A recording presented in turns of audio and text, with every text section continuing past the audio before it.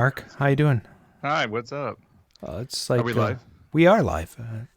That's awesome. I see us. We're live. I gotta open Twitch. I don't recognize Brian. I haven't seen him in so long. No, I've been hiding. Hey, Yeah. Brian. I watched this show called Doctor Death on HBO. Yeah. Did you know that guy? Actually, I No. was tempted to watch that show. Oh, it's so good. I steamrolled all through 8 episodes, and Wow. and then the whole time I'm like, I'm gonna ask Brian if he knows Doctor Death. Or wait, do you know somebody else who's a Doctor Death? Now, Tell me. who stars in Doctor Death anyway? Who is it? Well, it's all about a spine surgeon in Yeah. Texas, right? Texas, yeah. Yeah. Which I never even heard about while I was. It happened the whole time while I was here too. So That's awesome. Christian Slater's in it, and Oh, yeah. Alec Baldwin, Yeah. That's and gonna the be cute good. redhead girl that was a FBI agent, I think, from Mr. Shavit? Robot. Hey yo, Billy Seven's in the chat. Mr. Oh, now Peabody. I have to hunt for the chat again. Let's see where it is. Yeah, I finally figured out how to pop out the chat after 2 months of using this, or 2 months worth of episodes, I should on the say. little gear thing and Yeah. you click pop out chat. Listen, Oh, orthopedic surgeon, Mr. Smarty Pants. Doctor Live. Yeah, Liv. yeah. Dr. Liv. Dr. Liv Tyler. I prefer when they live. That is a good thing. Yeah. So that actually has been a conversation. The Dr. Death show has come up over and over. you guys keep going. I'm just gonna take a quick little break to get a little something or another. Well, He's gonna pull his something. pants off. What? My latest thing here is like this is my last. I have one more week here, Oh my goodness! and then I'm out. I'm out of the apartment. I'm back in Minnesota. Incredible. It is. It's been a year. I cannot believe it. And No. I mean, how are you emptying it out? Do you have to get a moving truck or what? I What's- brought the trailer out, and like last night, I rearranged everything. So it's funny because the trailer doesn't have to move. I emptied out my storage locker, so now I've got in the trailer a Sinistar cockpit, a Bally Senti, a Warlords, and a Mistpack cocktail in a row, all on one side, like completely screwing the weight distribution. Because I've got to leave the other side open so I can like get to the front of the trailer and like start packing from there back. And I was sitting there, I'm like, this is perfect. I'm kind of going through everything in my head. I'm like, okay, this is gonna fit here, it's gonna fit here. This is gonna fit perfectly. And then I realized I bought a Blast City from like the candy cabinet from Aaron from Crafty Mac. And I didn't factor that into the packing. Oh wow. So there's gonna be a little scramble to fit a candy cabinet in the trailer too. If only I had miniature arcades here. Yes, they were full just crop 1/4 scale. They would be. No, I would no. solve all of that. 1/6 scale, please. Oh, 1/6. Ah. Come on. Oh my God, 1/4 would be gigantic. That would. There goes your dragon's lair. I Yeah. won't. Oh man. Yeah. Let me go get the specs before I start bragging about stuff. I don't know where they are. Mark prepared for the show. I wrote the show notes. I mean, come on. I usually, yeah. I actually got on this week. I noticed that the title of my section said "Section that never changes wording because lazy," Yes. and so I changed it to "Best tab that is never updated because Brian is so smart he doesn't need cues." Oh, there it is. Oh wow. I can't believe you fit all that text in there. Well, I had to edit the formatting a little bit. That's nice. Big fact: Mark is only 4 feet 8 inches tall. 4 feet 8. So that's actually That's a my funny. favorite height for a woman. Anyway, what? No. Well, here's a funny medical thing. Since you brought up the Dr. Death, Yes. people are really upset with being called morbidly obese. I mean, I get it, but when your BMI is morbidly obese, they get really upset with it. So we were told at one point in residency to call people vertically challenged. So you don't say to people, "I'm sorry, but you really need to lose, 100 pounds." You say, "I'm really sorry, but you should be 9'6". That's the politically correct way to go about it. Evidently, at the time, they were thinking that's what we should do. It was the dumbest thing ever. I mean, like, because people don't want to be told they're fat, but they really, I mean, what do? Give somebody an impossible, like, no, you need to grow 5 feet. Like, you're 5'6" and 350 pounds. You should really be 9 feet 6 inches tall. I mean, they're not, it just doesn't work. Are you talking about me again? No, I was actually talking about myself, but I have a white Russian. Oh, really? What's her name? What? Hello. she's 4'8". Oh, I knew it. Hey, I already told you that. You told me what? That's my favorite height for a woman. Now I'm repeating myself. It's, How are the chatters doing? They're doing fine. They're hanging in there. Sweet. They have not disconnected yet. Let's give them some time. I don't understand how come you have to actually be on the Twitch channel to see the number of chatters. Like, why doesn't the chat tell you how many chatters there? Yeah, it is kind of funny. Oh. We only have 17. You're back. Hey man, there's a beverage here. That's what I'm saying. Hit the play Okay. button to start. As soon as Shiloh gets back, Yes. we're gonna hit the button. I gotta figure out which one is. I can't even remember which one of these is the mute. Because button we have some segments to get through. I got like all sorts of controls here. Yeah, your first news segment, by the way, is like very nice, and the second one's gigantic. So I expect you to trail off in the middle of it. Me? What? No, bro. No. Adama. Yeah. Yes, Adama? I should go buy Adama. I like that. Yeah. I've had a couple people call me that over the years, and Christine calls me that. So that's all right. I could be Adama. Wait a minute. Do you guys have like a shortcut name? Yeah, go ahead. No, we have a safe word. It's watermelon. Watermelon? No, I'm not like, Oh, Ben sorry, Affleck sorry. and Jennifer Garner, like Jayla, whoever he's going out. Christatum. Chris Adam. Adam Teen. Ours is Oh, that's Smart. bad. That's bad. I like Smart is good. Nice. Yeah. What am I posting? Yo, happy Gravitas, everyone. Oh my gosh. It's a new holiday. It is the Gravitas It's Gravitas month. poll is somewhere around here. So, Dang. is Shiloh back? Not yet.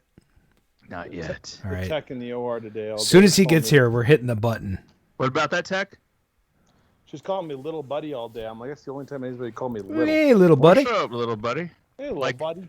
Like you were Gilligan, kind of. Little She's like- buddy. And she's like under 5 feet tall. It's pretty funny. Sure. That's my favorite height for a woman.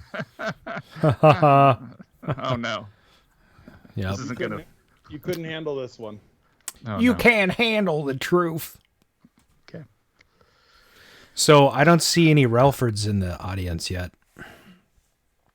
Not yet. Yeah, and I think he has to join kind of late because of the twins. Yes. But, it Oh, was fun having Billy and Casey on at the same time last time. I think it was great. Shiloh, no H on the Shiloh. Got it. Join us, one of us. I'm posting on the Facebook. That's my favorite part of the show, where I talk about me posting. Hi. Yeah, I think that's good too. Yeah, it's. I really don't like that there's no chat count. I'm going to see if there's a thing I can do about there that. is 16. Yeah. Doesn't Right show there, me. 16. When you pop out the chat, I actually have it turned off because it adds a drain on the processing power Oh. of my crappy little computer. I just hit pause. It still updates the number. Okay. There's 20 people in there now. Nice. Welcome to the show, people. Welcome, we're folks just- from Facebook. We're just getting warmed up. K-Love. Caleb. That always sounded really dirty. K-Love. K-Love. The home of arcade games. I actually, when I first started in the hobby, I thought it was K-Love, like a radio station. I thought it was like clove, like cloves. Yeah. KLOV. I used to say KLOV once in a while too. But it's funny to hear different people that because of the disconnect of it being an online social platform that nobody actually ever meets on. Everyone has a different way of saying it. So I call it claws. yeah. Well, actually, that's kind of true. Which is, I've got an opinion about that, and Interesting. Yeah. All right, Shiloh, we're gonna hit the button, which means we're gonna get things going. I don't know. I'm kind of excited. Let's do this show. I like the button. Do it. Live from KOYR Studios in Minneapolis, Minnesota, this is Arcade Radio. Beware, I live. Run, run, run.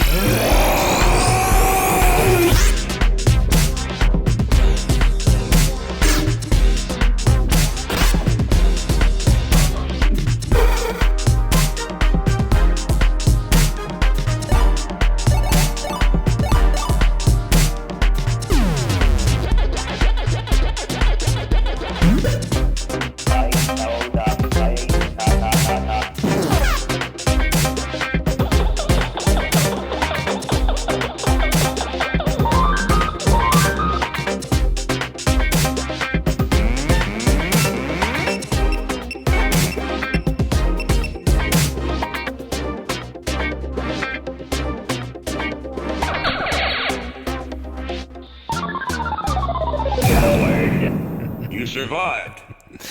Oh, hello and welcome. Thanks for listening in from the Arcadosphere. This is Season 5, Episode 20 of the Arcade Radio Podcast. Today is Thursday, July 22nd, 2021, and the time is now approximately 7:27 p.m. Central. I'm your host, Adam Sorkin. I'm joined by my co-host, Mark. I always wear a suit to the office. Shields, and Paradise Arcade Shop proprietor and Patrick Stewart stunt double, Brian Thurston Howell Armitage III. And joining us tonight, a legendary game designer whose career in the video game industry spans 3 decades. He's created hugely successful arcade classics time and time again. He's joined by one of the founders of New Wave Toys and creator of the Replicade line of products. Ladies and gentlemen, a round of applause for Mr. Warren Davis and Mr. Shiloh Prychek. Welcome to the show. Nice. Hello. It's nice to have you on the show. We're going to ask you to, pop in on this next segment, but maybe not give away too much. Keep the secrets. Keep the secrets till the 8 o'clock hour, which is only a half hour away. We'll see how quickly we get through these segments. Mark, what have you been working on? Well, I just got back from Disneyland, and I did search for classic arcade games, and I found none. Oh, that's sad. I hadn't been there so long. The NBA Experience now replaced Disney Quest. Oh, So well, a little weird there. I did have a good time. I told my wife my least favorite park is the Magic Kingdom. And I also told her that if I had some device strapped to me that gave me pleasure and I wore it the whole day I was there, I would still hate the Magic Kingdom. That's as vague as I'm gonna get. Okay. Yeah. And then that's funny. and then just before that, right after the last show, I bought a Cruisin' World, oddly, which is I think one of the games Warren worked on, I believe. From Coin Op Warehouse. I have not yet set up the shipping for that, but Didn't Eugene Jarvis work on that one? I don't know. I'm just happy to buy a Cruisin' World. It was like $400, so that was nice. like a good. Yeah. The worst thing on that game is the monitor. Yeah. Well, I mean, it's a CRT, what, 22-inch or something? 25, I think. 25 Oh, it medium is. res. Yeah. Ooh, it's medium res. Interesting. Yeah, and it's typically the monitor's really dim, so I recommend like a good rejuve and some dialing in. If you have the U5, if you have the lower quality heat sinks on the neck board, just make sure you replace them. Okay. Okay, got it. And that's it, really. I'm back, and everything's. Well, it's nice to have you back. Speaking of being back, Brian, what have you been working on? After finishing off this ridiculous amount of studying, I now need to move back to Minnesota. So It turns out that Brian Armitage III is actually a surgeon and has to study once in a while and do things that, let him make money to buy the copious amount of arcade games that he does. Dr. Arcade. Dr. Arcade. What? Dr. Death. There we go. We got but now. Actually, that's awesome. I'll be Adama. You be Dr. Arcade. I mean, we got Time Runner. We're good to go. Yeah. I actually got a cockpit Sinistar into my trailer last night on my own. Wow. Impressive. That was a feat. It was kind of push it part way in, lift up one end, put a dolly under it, lift it. I mean, just going back and forth. But I'm going to guess you put the seat in first, since that seems to be the lightest part. Yeah. No. Oh. What? It has to do with which end is easier to lift, because the seat has those engines coming out in your face. Yeah. Oh, you don't want that to butt up against it. No. And the really cool part about this one is actually, except for the actual seat, all the plastic's in great shape. Huh. So a lot of times those engines are busted. So right now in my trailer is a Sinistar cockpit, a Bally Senti cabinet that will soon become a Snacks and Jackson, a Warlords upright, and a Miss Pat cocktail. So, and they're waiting for the Dragon Spirit and the Lost Tomb to join them. Well, that's great. I had lunch with an old boss today, and he asked me what was new in the arcade, and I was telling him about Fire Truck, which is coming along nicely. I'm going to be bringing that monitor over to Paradise Arcade Shop to a fellow there that's going to work on it for me, so that's good. But otherwise, I'm still kind of. I've got a lot of stuff in motion here. I've been working on built-in shelves and house projects and stuff like that. So. But I have a couple things I want to get to, namely, Fire Truck and Journey, but, Oh my God, the Journey. The Journey needs to come back to, I do have other news. I sold my millipede, which is sad. Was that the cocktail or an upright? It was an upright. Oh, that is very sad. By the way, Shiloh, Adam paid for somebody who usually paints cars to paint his Journey. Yeah. So it looks amazing, but also it looks like a car. Yeah, it's Did they powder coat it, or it's actually painted. Do you remember like when you go to the boat show when you were a kid and you saw those bass boats with the really super sparkly paint jobs? boogie vans, all that. Yeah. Yep. It's got a van paint job. It's blue with like it's got all the sparkle, man. It's so beautiful. Yeah. All that nice. The lake. Speaking of that, you guys should make a Journey New Wave Toys, because that thing is got like all things going on. It's not just the emulation. You have to emulate the tape drive and all that stuff. You guys could have a blast with that one. Ooh, a mini cassette player could be in there instead. What a nightmare. Anyhow. Well, it would work, but a prop. So that's what I love that. It's such a unique game. It is. I think it's the first music game, really. I guess. Huh? Yeah. With a real band in it. Yep. Actually, until Aerosmith, that was the first rock band game.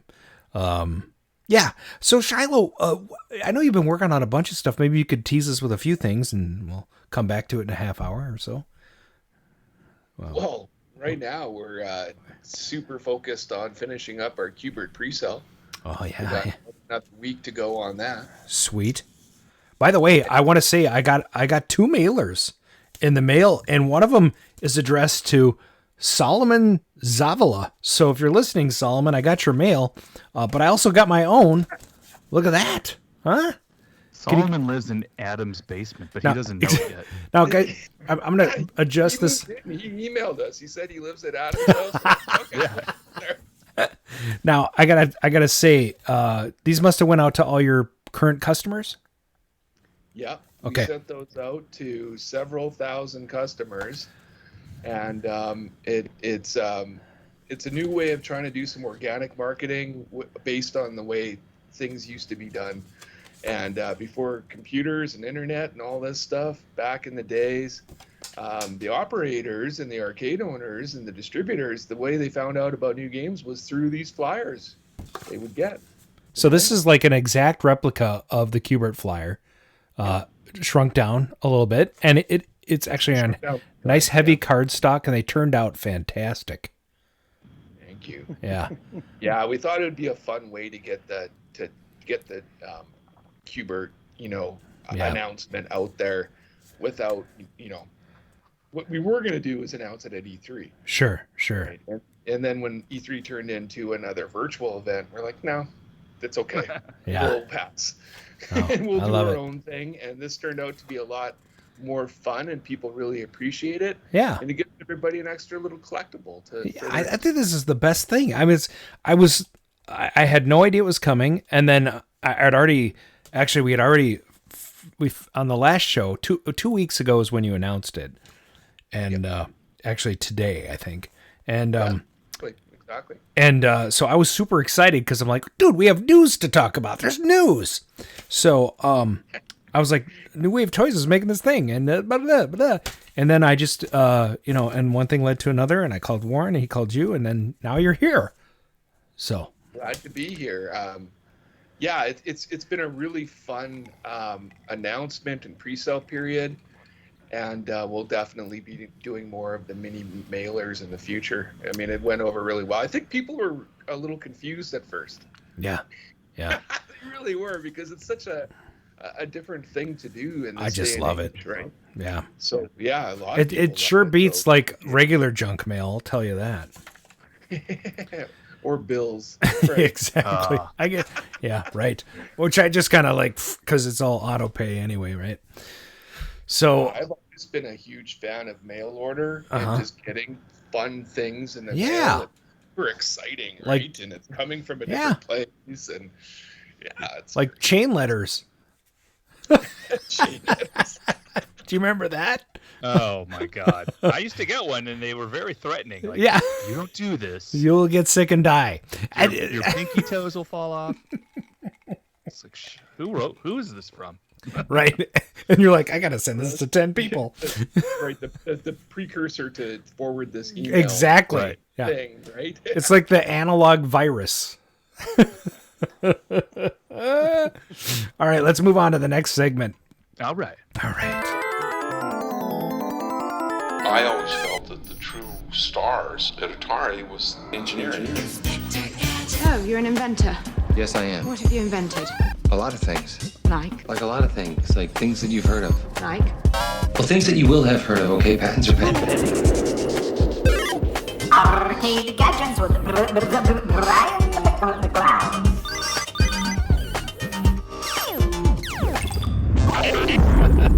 Welcome to the gadget segment. Well, we were just talking about some gadgets with the New Wave toys, but we also have some other ones out there. I'm going to give a shout out to somebody who's been very prolific with gadgets. That's Jason Kopp. Has done glowy Star Wars triggers. So basically, he's been 3D printing triggers for the Star Wars cockpit or upright in resin, and then adding LEDs to the inside of the handles, thus making glowy triggers. So you can actually have your machine light up, and the latest version of this react to you pressing the triggers and actually turning the lights on and off. So it's a really neat feature. One of the things that's interesting to me is all this 3D printing being used for kind of, what was traditionally industrial type controls. Seen some interesting things happen with that. These are small enough. I think they'll do quite well. And I believe he's using SLA printing, which is a little bit more, it doesn't have the layers that you have. The little lines you see. The FDM. Yeah. So these look really clear. They look really good. He's done a really nice job with it. And he's doing pre-orders now. Had a little snafu with the first order of circuit board. So he's actually taking pre-order payments now for a second run. That's right. Don't make them out of aluminum. Well, you can do aluminum boards, but you have to do 2-layer if you do through holes. I see. Sure. If you want to do single layer, just one side, you can actually do it, and they create a non-conductive coating between the surface mount and the aluminum. Don't ask me how I know that with a bunch of boards over there that also have the same problem Jason had. Oops. So, anyways. That's a good gadget. That's a good gadget. I like that gadget. Yeah. And the other one is the Forgotten World spinners are being redone. So these are being actually redone in 2 places. I'm going to skip the Chinese one because it's not a real replica. But for those of you who have loved the CPS-1 game for years, it was a fun game to have. The spinner aims the gun, but it also shoots the gun. And so you have to have a spinner much like Tron or Disc of Tron where it moves up and down. It actually has to move down because it's the button to shoot the gun. these spinners were hard to come by, especially the little Capcom caps that go in the middle. And on arcadeprojects.com, a gentleman who goes by the name Hurst out of Turkey is recreating these spinners to their original specifications, and they look excellent. This is really a nice job. So I think they're going for about $200 a piece, which is relatively cheap compared to what they cost if you try to buy one in the used arcade market. But for those of you who haven't had a chance to play this game with the original spinners, it's a lot of fun. Sweet. So that's it. Looks like Shiloh's got his own service there. They bring him stuff. Mark has the same thing over at his house. Yeah, I have a stewardess that I can call up with my texting here. You gotta have a little button, Mark. You should wire it up so like. I used to have, I was the webmaster of Compact.com for 3 years, and the hardest thing about it was that we were in the middle of a building with no windows and 2 doors on each side, and none of us wanted to get up. So we figured out how the security scanner worked, where it detected somebody coming up, and then it would present you the little light on the badge reader. Anyway, so we hacked it so that we could just hit a button and get in. And I want one here so that my wife can see that little thing, but whatever. Does this mean we're on to the next segment already? Yeah, next segment, right. That story bombed, but hey, let's keep going. All right, whoever made these bumpers was awesome. The arcade news, arcades, pinball, industry alumni, arcade openings, selecting, celebrities, world record holders, operators, coin-out, conventions. The arcade news. We interrupt the ventilated electric. And now, the arcade news with Adam Stevens. It's so dramatic. Yeah. Oh, welcome to the news segment. I'm Adam Stevens. From Bloomberg, Netflix plans to offer video games in push beyond films, TV. You read the word? Didn't they try it with the disc delivery at one time? I think they did. I think they did. Yeah. Years ago. So Netflix is making its first big move, they say, beyond TV shows and films, and is planning an expansion into video games, and has hired a former electronics art and Facebook executive to lead the effort. Who is the guy? Tell me who the guy is. Tony blah, blah, blah. I don't know who. But what? How would we know that? I don't know. We might know. They didn't say who it is. Who's the guy at Electronic Arts? Everybody knows who that guy is. Nobody knows who that guy is? Somebody in the chat knows. I just have a friend that used to do weird things in offices in Electronic Arts. Who's the guy I'm thinking of at Electronic? Somebody in the chat help me out. Okay, somebody, the idea is to offer video games on Netflix streaming platform within the next year. According to a person familiar with the situation, the games will appear alongside current fare as new programming genre. So similar to what Netflix did with documentaries or stand-up specials, the company doesn't currently plan to charge extra for the content, but it will. And the person who asked not to be identified because of the deliberations, everything is being private. Oh, I see. Forget the guy's name. Somebody's going to know it, and I'm not going to know it, and I'm going to know it in the middle of the show, and I'm going to forget. Anyway, the next news article is from UltimateClassicRock.com. 40 years ago, Donkey Kong saved Nintendo from failure. Yes, we slightly missed the birthday. We did actually. We had a show a day before the birthday, I think. Mm-hmm. And or was it a day, or was it the same day? I think it was the same day. But yeah, boy, we are falling down on the job. We did terrible, right? Maybe we'll make up for it at the 50th. Well, yeah, we missed the 40th anniversary, which was July 9th, 1981. And I almost made, I'm just so busy at work. I just haven't had time to goof around with Photoshop much and whatever else. By the way, those of you who've been waiting for podcast episodes, they're coming this week. They're about half done, and they'll all be uploaded by the end of the week. So, yeah, and they're like, I'll believe it when has almost all the fart sounds inserted. Exactly. So the podcast version of our show is the audio version that is a little sped up and has lots of gaps removed, and it's much more. It's echoey and air. Plus, we don't get flagged for copyright every time we play something. So I like that. Yeah. So in 1979, Nintendo decided it wanted to branch into the profitable U.S. market. So they brought in radar scope. Everyone remember that? Yep. I was like 7. But I actually don't remember radar scope I don't at know all. why they don't talk about Hellfire in the history ever. I know Hellfire is like it's like before that, right? It's a Space Invaders ripoff. I mean, I know that Radar Scope is sort of as well, but yeah, come on. What happened to Hellfire? Nobody knows. Who doesn't want to be in a submarine shooting at helicopters? I don't know. I think that's probably one of the coolest things. Anyway, everybody knows the show. Everybody knows the story, right? Right. Radar scope comes in, does terrible. They basically go to fire. What's his name? And then Miyamoto comes along, and invents Donkey Kong because of a pizza. No, that's a different story. Actually, I love it. I combined it. I'm just making it up now. And then he made this isometric game where you could jump, and this little guy with a nose would make and it swear at you. Do you remember that? I don't think it was built the same way that Warren built, like as an exercise. I don't think Donkey Kong was. Right now, there's people listening to this going, "Boy, this guy's really off the rails." She's no idea what he's talking about.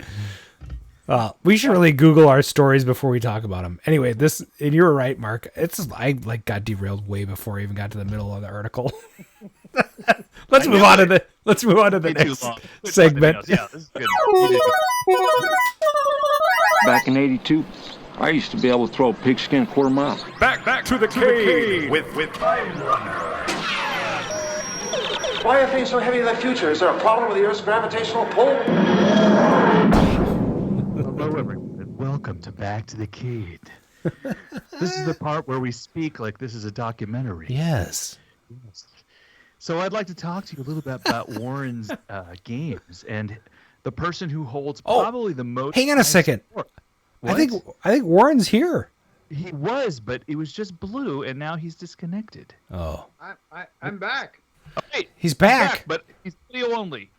Well, close enough. Not see me? No. Just hit that little video button down on the bottom. I think that might.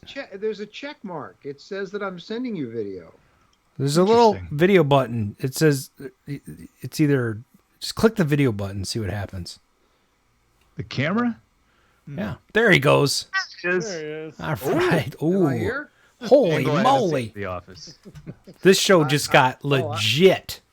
I've been doing a lot of reconfiguring. I don't stacks of papers that I see every time. Awesome. All right. Well, we're going to have a formal introduction on a little bit, but Mark is just about to regale us with the Back to the Cade segment of the show. It's about the guy who has the most Warren Davis game high scores. There you go. I don't know if you've heard of him. His name is Chris Blucher. He's an electrician at Energize Electric in Laurel, Maryland. He holds 8 world records with Warren's games, including being the highest scoring player on Terminator 2 Judgment Day. Wow. He is... Hold on, I scrolled. Who the hell even plays Terminator 2? Ugh, what a dumb game. His nickname is Fat Chris, and he likes it. Huh? He's been at the arcade scene since he visited Galloping Ghost as a Christmas gift for his son in January 2018. Aww. And so he's done this all in the last 3 years. That's pretty cool. In addition to holding the high score for T2, he is also the #1 player of Revolution X. Oh. And let's see, Aerosmith. Beastbusters 2, Line of Fire, Operation Thunderbolt, Operation Wolf, and both Steel Gunner 1 and 2. I know, Warren, you didn't work on all of these. This is the second time we've mentioned the Aerosmith game in one episode. It is true, but I guess if you're good at Revolution X, you're also good at Terminator. It's kind of funny how that worked out. Oh well. What about the Exterminator? Oh come on! Hey, record on that? No. Who said that? Who said that? Saving that for the next time you're on. Oh my god. Yeah, thanks. I skipped the whole section about people asking about the Exterminator game being released on Netflix. That would be amazing. Warren, get I just want to thank you for, encouraging our listeners to talk about Exterminator in every frickin' episode. We increased the popularity of Exterminator by at least 4 times. Couldn't let it go. Oh my god. No. Way more people know about it now. Let me just tell you, that game is the worst game ever. No, it's not. I like it. And Adam doesn't like it. That's right. Replicate will be making an Exterminator version in 2 weeks. Well, I just got to say that Paradise Arcade and Arcade Radio did sponsor the Exterminator little bio in the new upcoming arcade book that Van is working on. Oh, thanks. Awesome. I appreciate that. Van Buren. Supercade author. Right. That's not this show, though. We're talking about New Wave toys today. New Wave toys, right. Yeah. So let's just jump to the next segment so we can jump right into the interview. This is where I ask Adam, what's in the juke? Okay. What's in the juke?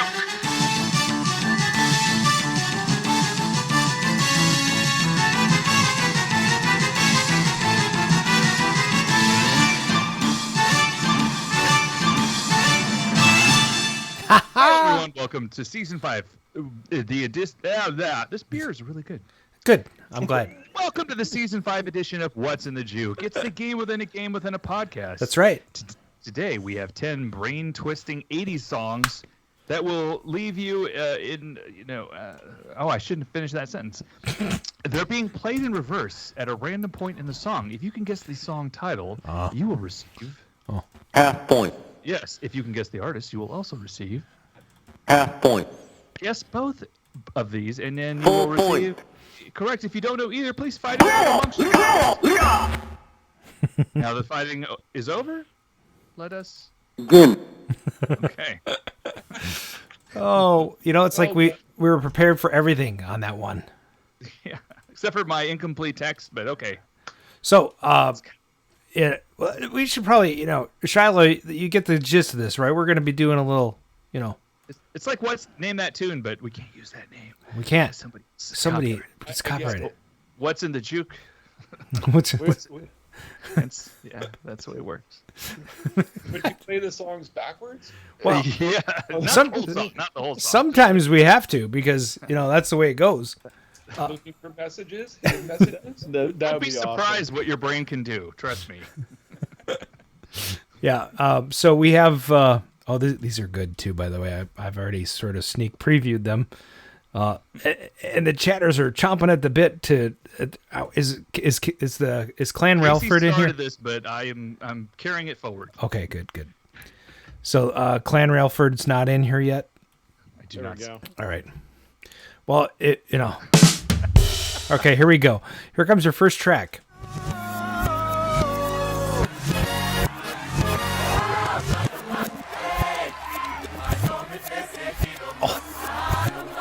I love that. It's awesome. I totally know what it is. Really? Yep. Plus, I read the title of the song. Mike backwards. Mike Page is correct all night long. Oh my gosh! And the Gleek. The Gleek got that. That's half point. Oh, half point for those fellows. Lionel Richie's All Night Long. I love it. Okay, here comes your next track.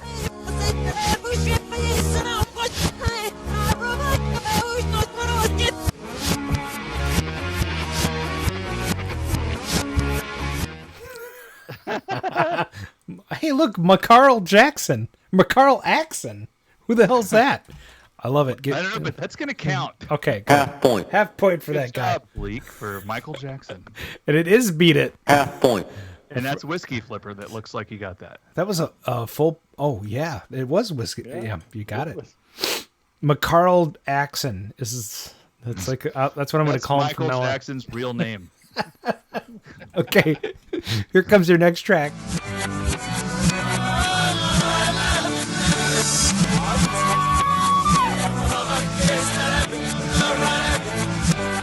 Well, that's a tough one. That is a little harder. Yeah. The little I got it. flute in there. I think The flute. Warren? I think I got it. Oh, look at that. Down Ender. Joe Drosten got that. Nice. Gleek got the name of the band. Men at Work. Wow. Gleek in the lead. Awesome. Okay, that's half point. somebody. I like this one. All right, fight it out, guys.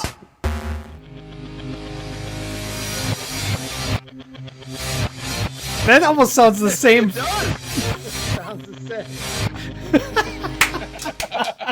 The structure of the song is oddly, like a palindrome. I'm gonna do it again.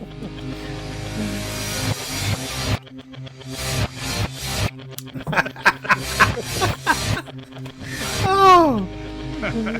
That'd be awesome if we get flagged for that, even though it's backwards. I know. The Gleek got both Survivor and I had the Tiger. That's great. Okay, here comes your next track. It's Miley Cyrus.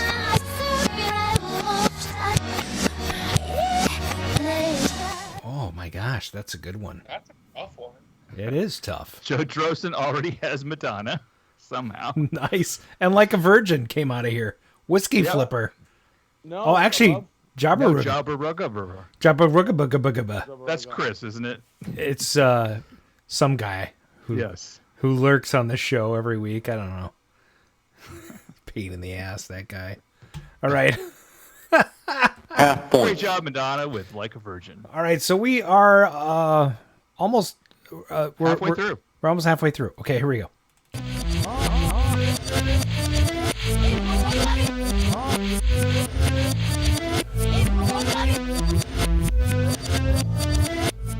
I think Warren got it. I see. Oh my God, how did he get that? It's amazing.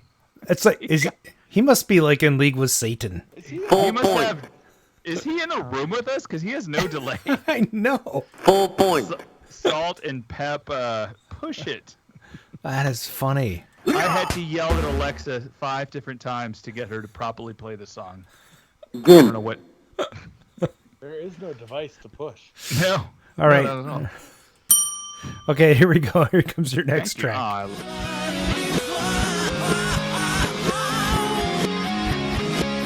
Oh, that's good. The guitar is a giveaway in that. Yep. That's good. Guns N' Roses, the Gleek. Swear to God, is he sitting in the same room as you? Did you give him all the answers? Holy crap. I don't know what's going on. Is there an app that can detect a song even if you play it backwards? Maybe. That's messed up. Many drugs back in the days. Everybody else is having a hard time. The Gleek's like totally busting, and everyone else is like, huh. All right. Gleek, why don't you just tell us the name of the next one, like while you're at it? Exactly. Go ahead. Could you just? Yeah. Gleek's answer. Here's your next track. No, he didn't get it. Nope. Journey.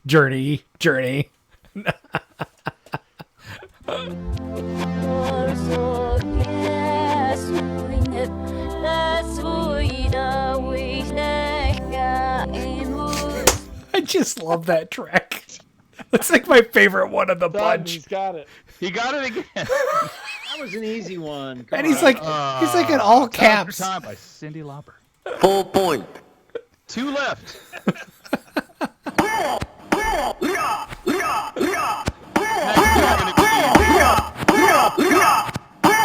The fighting. Good. Last 2 are worth 5 apiece. Okay, done. 5 apiece. 5 apiece. Here we go.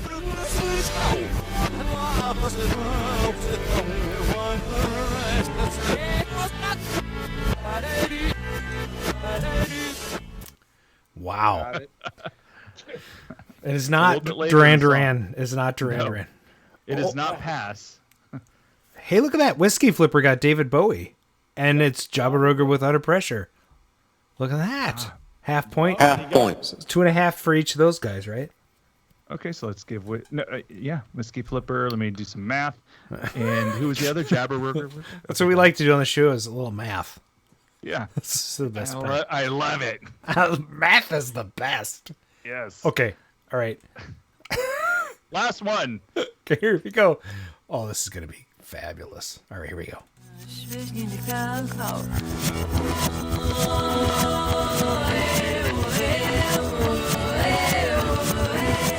It's the same. It's the same. It does sound the same. That's awesome. Bangike. I like that one. I mean, the Gleek got the name. I don't know about. I'm gonna say Necros got. Yeah, I'm gonna say Necros. You're in with the name Bangike. I love it. Bangike. Bangike. Half point. Spelling doesn't count? Debbie Does Dallas is not correct. No. Wait, somebody always guesses that. Who is this pervert that's in here? Okay, no. Oh, it's Mr. Peabody. We got to have a talk with that guy. So thanks, everybody, for playing. It looks like the Gleek came in first with 8 points. Then Joe Drossen with 3.5. Necros with 2.5, just coming up at the very end. Nice applause for everybody on that one. Yeah. Great job. Oh, Whiskey Flipper with 3 points, too. Honorable mention. Hey, should we check the voicemail? Oh, sure. I forgot we have a phone number. Yeah, why not? Well, what is the phone number? In case anybody wants to call and leave us a message. In case anybody wants to call, we're at 612-548-GAME. That's 4263 in case you can't spell game. GAME. Yes. Yes. Boy, that seemed like a good idea at the time, but when you say it on the air, it's really hard to hear. People were like, I don't know how to spell game. Did he say game or did he say? Game. Okay. All right, here. Let's check the voicemail. Thank you for calling 612-548-GAME. This is Arcade Radio. Please leave your message after the tone.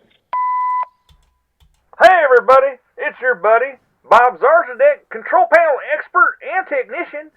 Hey, I'm leaving. What happened? What? I don't know what happened. Did it just end? It just ended. No. All right, let's try that again. What's happening? Okay, here we go.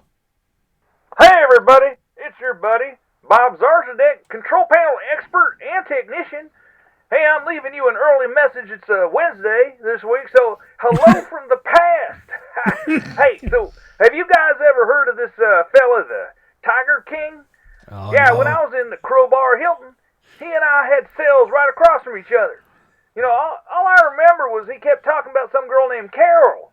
He must have really missed her or something, you know? Anyway, I heard he might get out or something, and think that'd make a great guest host one time, right? I'm pretty sure he liked video games, because, you know, he was always talking about, you know, Mario and Luigi and a whole bunch of other guys all the time. You know, he must have a lot of friends, right? Anyway, yeah, you could have us both on. We could talk about my jail nickname. Hey, I've not told you my jail nickname. I don't think I've done that. Hey, yeah, it's Squirrel Nugget. You know, I'm not sure what that means, but they like to call me that. Hey, why don't you guys have a discussion on that topic for me? Figure out what that means, all right? Anyway, I've got to run. I'm driving a truck here in Paducah for the Dippin' Dot Company today. And it's been sloshing around real bad during this drive, so I better hang up and deal with that. You guys have fun with them Q-Bert boys. Zards the deck out. Wow. That was one of the most disjointed calls we've ever gotten from that dude. Wasn't there an explosion at the Dippin' Dot Company yesterday? I don't know. Everybody go Google that. There was a tragic accident at Menards today in Golden Valley. What happened? Did you stub your toe? No, somebody dropped a pallet of lumber on one of the employees and killed him. Oh my God, that's horrible. It was horrible. Is the lumber okay? It's so expensive. What? That is too fucking soon, Mark. I forgot we're an adult show. Okay. Yeah, plus also now I had to swear. Okay. I hope Warren's entertained right now. He just sit back always like entertained by you guys. Okay, I dropped the F-bomb on this show. We're gonna have to bleep that. Yes. All right. Okay, I won't check any more voicemails right now. Okay, here we go. This is the most important part of the show. The part we like to call the interview.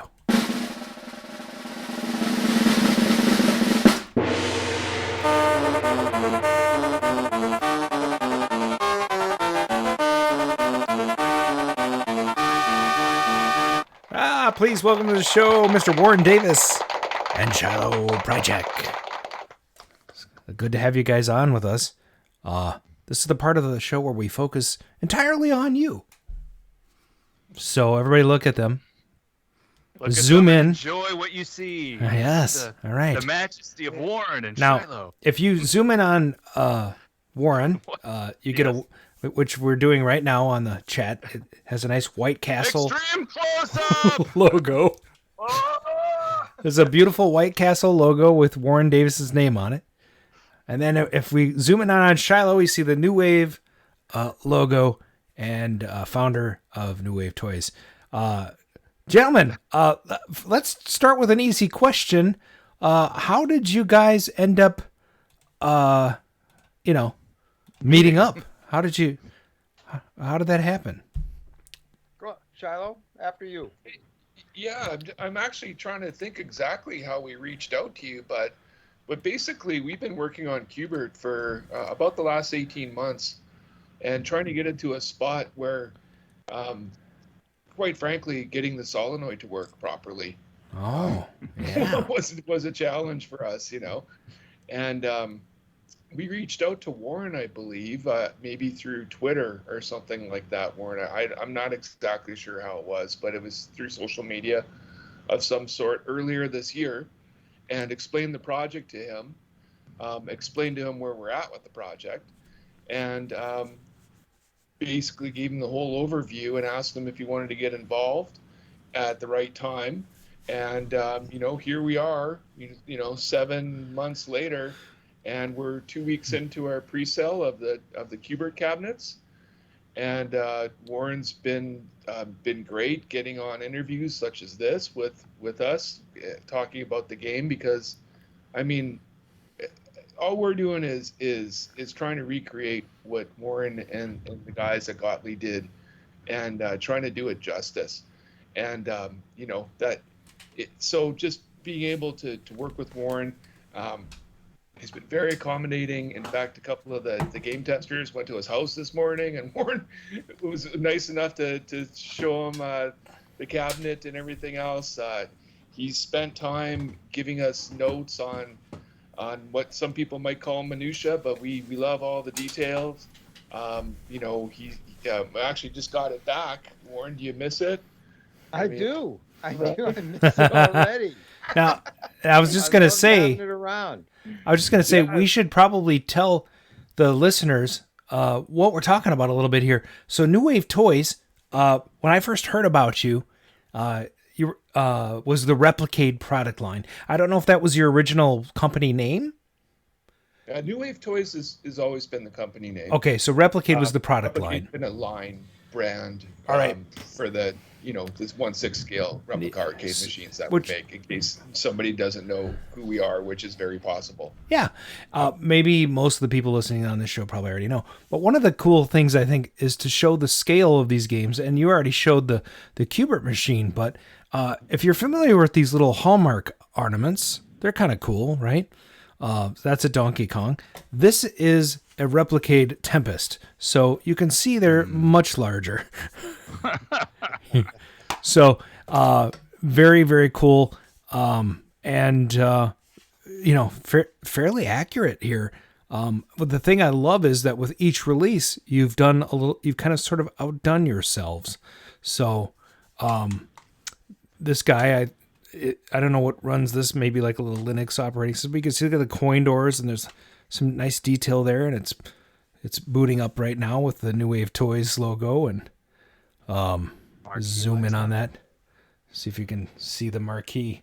It's just a little too bright there. Yeah, you can't really. Are we going to be able to expect the same splash screen on the Qbert? Yeah, they'll be all fresh new screens for Qbert. Nice. Yeah. We've really tried to, from the very beginning. Our first game that we replicated was Centipede, and of course with that came the challenges of the mini trackball. Next was Tempest, where we really needed to dial in and get a proper screen to do justice to the vector graphics. Sure. And also. And they're tight. They look really good.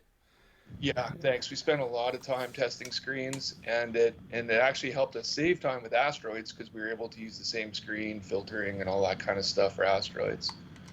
Of course, Tempest has a spinner controller that we wish, we had. It's fun. Yeah. Yeah. It does rotate. You're correct. It rotates, and we had some software to simulate inertia. Sure. On there, and to get it as good as we could. doing the miniaturization, right? But we're always trying to do better. So, I mean, even with Centipede, we have Missile Command coming shortly, and it's a larger trackball, and we've actually improved on the first trackball. So, I appreciate you noticing. We've always tried to up ourselves and do better with every release, and we listen to everybody's comments, and we have like a really great community of a really bunch of smart people that keep us in check, and appreciate what we're doing, and here we are working on Qbert with Mr. Warren Davis. Now, just before we bring up Qbert, I want to call out this Dragon's Lair. And Warren, don't you have one of these? No, I happen to have one right here. Look at that. We're in the Dragon's Lair club. Oh, man, what do I got? Now, because anybody who's anybody has a replicate Dragon's Lair. That's right. I mean, I have accepted I'm a nobody. I have New Coke. That's all I got. So sorry. Now, I wanted you guys to look at this because a couple of the things that I really love about the Dragon's Lair, you guys went completely it's out of the ballpark on this one. And I don't think I'm ever going to own a Dragon's Lair machine myself because I don't want to maintain a Laserdisc player, and I don't want to. They're hard to come by in the first place, but this was really fun to get. And there's a couple things that I want to point out about this that are just awesome. The LED scoring in the back, that's above and beyond. That's really cool. Who has enchanted it with treacherous monsters and obstacles. And we're gonna get flagged by Don Bluth. Yeah, I know, right? And so, and this camera's not doing it justice because of the lighting, but it really does look amazing. The coin doors, of course, is similar to the Tempest one, but one of the coolest things is the attention to detail with the Laserdisc player. Huh? And not only does it have a Laserdisc player, let's get this little guy out. It's got a remote control for the Laserdisc player. And an actual friggin' Laserdisc in there, which you can take out. Is that not cool? Does it actually have data on it? That's what I want to know. Yeah, it does. It's actually the printing is amazing. It actually, if you get a magnifying glass, you can read the printing on that thing. Somebody in the chat says that disc is actually Laser Blaster, but whatever. It suffers from laser lock. Anyway, I have to say, and then plus this version, you guys did the above and beyond thing with Kickstarter, and were able to add the feature of having HDMI out and have it playable on your TV with USB controllers. It is phenomenal, and at that price point, who could argue? And now you've had to raise your price a little bit. Worth it. But because of supply chain, and plus it's just an awesome product. So. Well, we try to keep our prices as low as we can. Yeah. Most of our sales are direct to customer. So we're able to cut out some of that retail stuff and offer lower prices, as low as we can. And unfortunately, this year has just been, you mentioned the cost of lumber. And I mean, what has that gone up? I think it was 4 times the cost it was a year ago. Right. So $250 for a 2x4 now, it's $10 basically. Yeah. Right. Thing. Yeah. So I mean, that's the same for all of our costs of goods. When it comes to raw materials, from plastic, the metal that we use for the coin doors, everything, the wood, obviously, and all the labor, the exchange rate, everything has really snowballed, so that we were like, well, we have to raise our prices. It's the only way for us to survive. I have to say that the value is still there, though. So, and we probably shouldn't talk about the cost too much. I mean, $150 for a cabinet with that much detail is pretty awesome. You glazed right over it, but the metal cost of the coin door. Uh-huh. Just the fact that you state that you're molding a panel there out of plastic, I'm assuming, Anybody else would have just said, we're just gonna like mold this and like just have this done like this. Or it's a sticker, you know? Right. Yeah. Right. Yeah. I mean, and the fact that you guys go to the degree of saying this needs to be a metal coin door and the coin slots need to light up. I mean, that's, that's like above and beyond, what one would expect out of a toy like this. Sure. I mean, out of Yeah. So. I mean, thank you. I mean, again, we try to layer in as much as we can from everything from the exterior, the vinyl we use on the sides, the PVC T-molding we have on there, some details people might not even realize when they look at it. And then you mentioned, the Laserdisc player. It kind of, a lot of people, they think it's really cool, but a lot of people are also like, well, it's kind of overkill, but I like it. Yeah. Yeah. So why wouldn't we do it, right? I mean, it's part of everything. And I'll actually show you something really neat on the back of the Dragon's Lair cabinet. In the Laserdisc drawer, we actually tried to mimic the furnace filter that you would use in the back of the drawer, and you can actually pull that out. And I don't think anybody really knows that you could pull like a little mesh out of that thing. Yeah. Oh my God! No way. Yeah. Yeah. So I bet you that's a reveal for a lot of people. We have some hidden things like that. Even in our Street Fighter cabinet, there's a hidden a compartment where you can store the cable for your if you want to use an external controller. So there's some really neat stuff we try to bake into every game. The right now, by the way, will have a functional microwave hidden that's nice in the back. Yeah, You can... actual working microwave. Really great feature. It wasn't in the original cabinet, but I think it's a great. Okay, as long as we're on Qbert now, I mean, can you reveal the engineering problem of trying to get you mentioned the solenoid? Mm-hmm. What's making the knock? Well, it's a 12-volt miniature solenoid that we have built into both the regular Qbert, which is the one everybody knows Sure. and loves from the arcade, right? So that's the regular version. And then, of course, Warren's pre-production prototype replica that you can see sitting in the background of Mr. Warren Davis. Yes. Yeah, the real deal right there. Yeah, has a slightly different, well, I guess a mod, I guess you could say, to the knocker. I'll leave it up to Warren if you'd like to tell the knocker story. I think it's a very interesting one indeed. And I actually never put two and two together why the knocker was even in the original cabinet. I thought it's just, Gottlieb was a pinball company and they're like, let's throw a knocker. Yeah, this will scare kids. Yeah. I mean, actually, it does scare the crap out of you. Like 30 volts is a pretty loud knock. And it's like, bam, like, oh my God, what did I do? And then you're like, let's do it again. Yeah. Well, the intention of the knocker was to play the sound of a body hitting the bottom of the cabinet. On Qbert or Coily, when they jump off the pyramid and fall, there's like, wah, and then there's this thud, or supposed to be a thud. Yeah. And the problem was the knocker made a knocking sound, but we found if we put a little piece of foam where the knocker hits the wood, it softened the sound just a little bit, just enough to make it sound a little like a thud.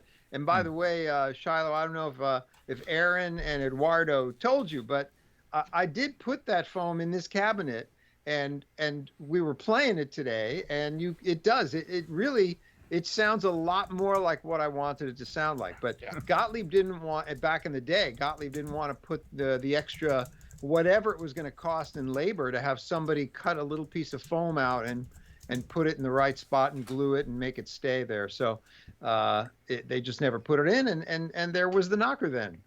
Yeah. But a lot of people love that feature. They think it's one of the coolest features in the game. I've just always been cursed with the knowledge of how much better it could sound. And I do encourage people who own Qbert cabinets to try to do that.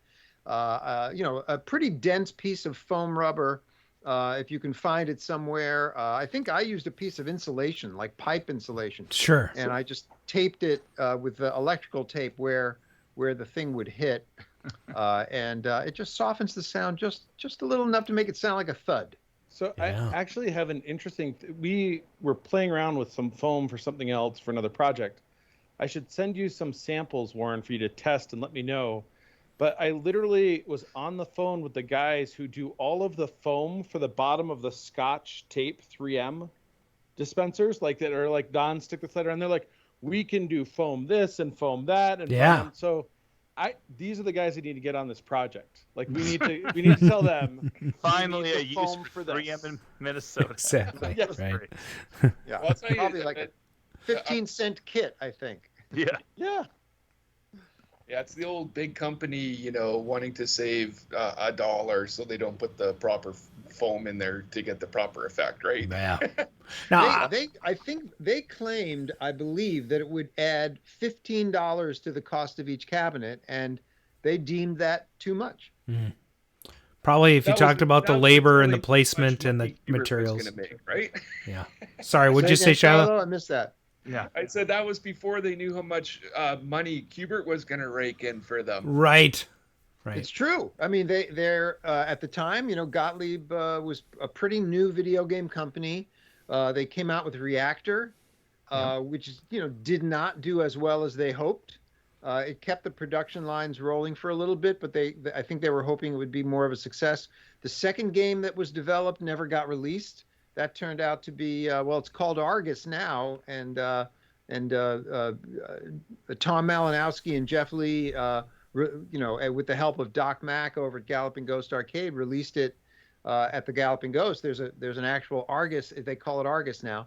That was the second game that was never released. So Hubert, they didn't know. They didn't know if it was going to make money or not.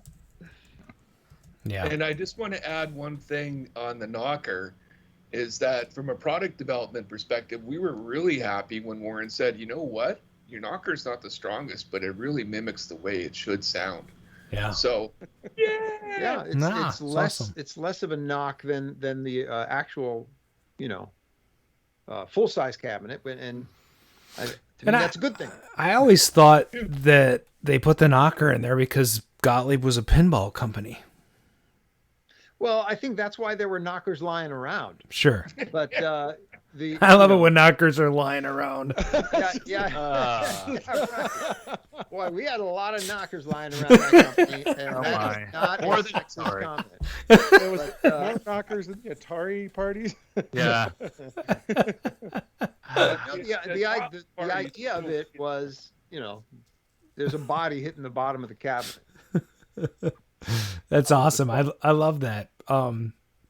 So, Warren, you're approached by New Wave. They give you this prototype of your prototype, basically. Prototype of the prototype. It's like it's like putting two mirrors together. And so, what were your initial thoughts? Well, I mean, let's go back to when they approached me. Okay. Yes. So they approach me and they ask me, hey, they say, we're working on this thing.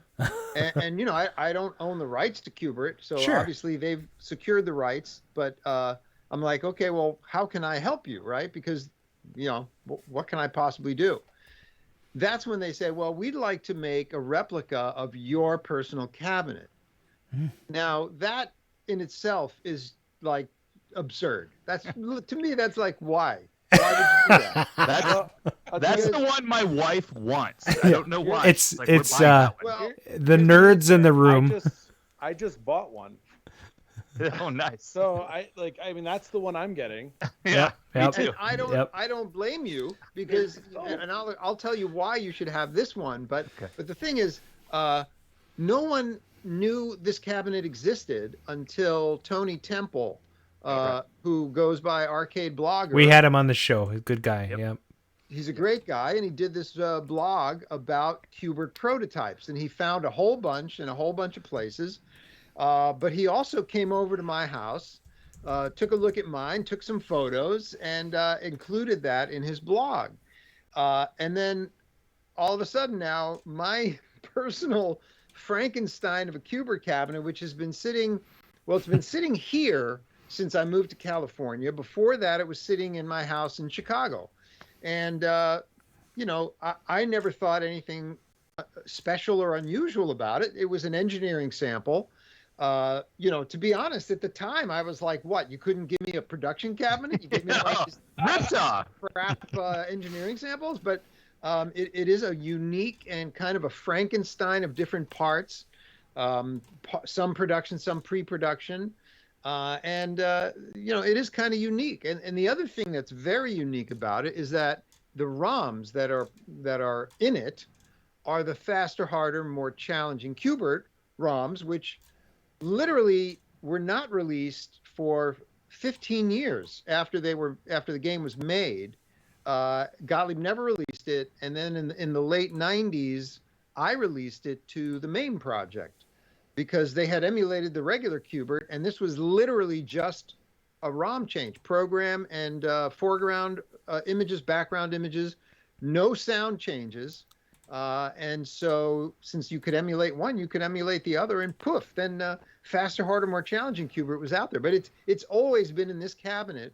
I've only swapped out for the original ROMs a couple of times when I had guests who did not want to play faster, harder, more challenging Kubert because they thought it was too hard. So, but generally, that's what I keep in there. It's my personal Kubert of choice. And yeah, and anyway, so my thought process when they approached me was, that's insane, but you know, that's what they wanted to do. So I gave them reference photos, and honestly, it's kind of a weird, but today's the first day anybody from the company came out to actually look at it. And even after they gave me the prototype, I did a copious comparisons and sent them a lot of notes about, you know, how the artwork might be different, or scuff marks or little things like that, because they're reproducing everything, you know, scratches, you know, distress, you know, dirt. I mean, even the control panel is going to look a little bit dirty because it is, but stickers and stuff that I put on it over the years, they're duplicating it like perfectly. So I don't even know where I was going with that, but it's mind blowing. It's mind blowing to me that their attention to detail. It really is, you know, off the charts. Oh, the point I was getting to is that today we were looking at the game again, and Aaron found some stuff that I hadn't even found. He found a couple of timing things in the jumping sound, and I was like, I didn't even notice that. I never would have noticed that, but he noticed it, and he was absolutely right. So they're going to make it. They're going to make it right. I just want to say, in the past 20 minutes since we've been talking about this, at least 4 people have ordered the cabinet. I ordered both the cabinets. Yeah, I mean, the dual deal is pretty decent. It's nice. So why not? Yeah. And discount for buying 2, right? So and that way you can. And the thing is, so the one of the things that I requested that they were not intending to do originally, I requested, because if they were going to duplicate my cabinet, I felt like they should have faster, harder, more challenging Kubert in it as an option. And they've done that. And it's actually an option in both the regular production cabinet and my version of the cabinet. So if you buy 2, you can get one set up for the regular version. There you go. Set up for faster, harder, more challenging. You can have them both there and available whenever you like. So That's right. And what we'll also do is have the Warren Davis edition boot right into harder, faster, more challenging, where the other version will go right into the regular. Oh, very cool. Very cool. Yeah. I love that. I absolutely love that. You're the man, Shiloh. Yes. Thank you. And you guys mentioned it. It is. It's a good time to order it right now. Prices have gone up, but we've tried to give the best possible deal during the pre-order period. So I have to do my sales spiel. Yeah, absolutely. So, we got one more week left, and next Thursday at 6 p.m. Pacific, we'll be wrapping it up, and then everything goes up $20 or more. Well, you know, it's funny. Centipedes are going for $650 now on eBay. Yeah. I actually watched a Tempest go for over $400 the other day. Yeah. Wow. So I mean, that's a good thing. I mean, Yeah. I don't think that is a bad thing at No. all. I mean, sure, that's a lot better than being discounted at Walmart. You know? Yeah, yeah, exactly. What are you talking about? Who would be discounted at Walmart? Oh, I can't. Just One in up, general. one up. 2 years from now, the replicate of my cabinet's going to be going for 50. Yeah, No there you way. go. There you go. Not even close. I'll buy it. I'll buy it You for know 50. It, Warren. If it's autographed, 25. Do they pay you or you pay them for it? Yeah, exactly. Yeah, actually, we're gonna have to do that, Warren. We'll have to sign some cabs, and we usually do a mystery giveaway of signed cabs. We did Don Bluth for Dragon's Lair. We did Donna Bailey for Centipede, and we actually got Nolan Bushnell to sign some Asteroids. And what we did is we got them signed, and then we surprised some people who pre-ordered with a signed cab. So That's very thing, cool. Pretty fun thing we do. It's kind of the Willy Wonka. Yeah, that's awesome. Right. The golden ticket. Call it, you know.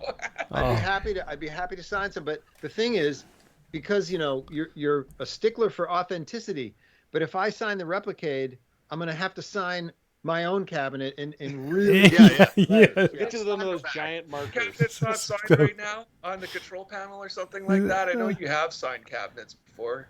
I've signed regular Kubert cabinets. This particular cabinet does not have my signature anywhere. Where do you usually sign it, or do you ask the Marquee? That's a good question. Sometimes on the marquee, if I have like a silver pen, because the marquee's kind of dark. I think I may have signed it on a swearing marquee. I may have signed it inside the white. I've signed the sides of cabinets on the yellow a lot. Yeah. I think that's another place. I'm gonna ask I'll sign it wherever anybody wants. I'm gonna ask a question that might even the knockers. I'll sign the knockers. I'm happy to sign the knockers. I know. Why did we go there? Oh man.